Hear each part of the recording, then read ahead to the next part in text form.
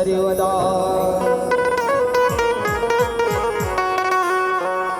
श्री गुरु चरण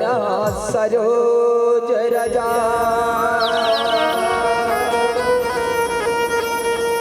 निज मन मकुट सुधा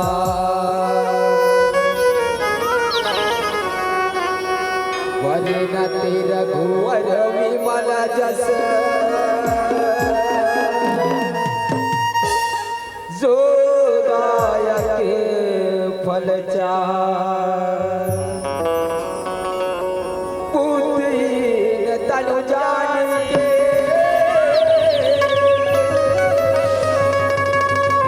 सुमिरो पवन कुमार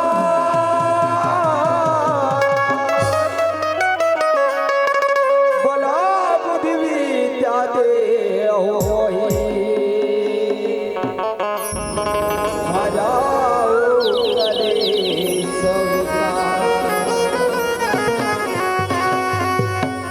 वृंदावन बिहारी लाल की जय। आओ संगवारी हो आप मन के बीच में एक छोटे से खाद निकला रखे वर जात होकर बात जस्ट आप सबको झला हिरण्यकश्यप वध आप मन के बीच में दिखाए बर जाओ संगवारी हो आओ छोटे से भाग्य प्रस्तुत है आप के बीच में। फागुन मास महीना सखी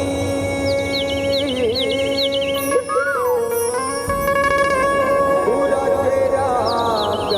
गुलाल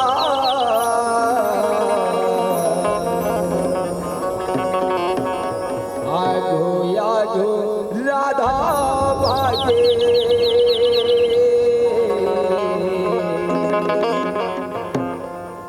पाछो माहे नंदला पाछो माहे नंदला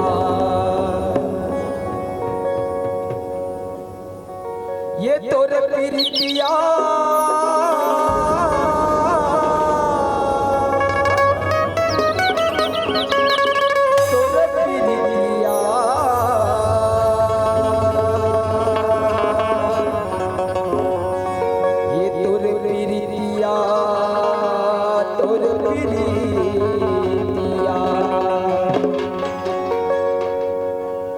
ये तोर प्रीतिया के सतरंग की रंगवा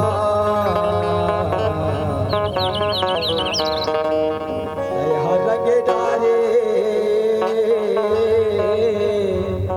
तन मन लामो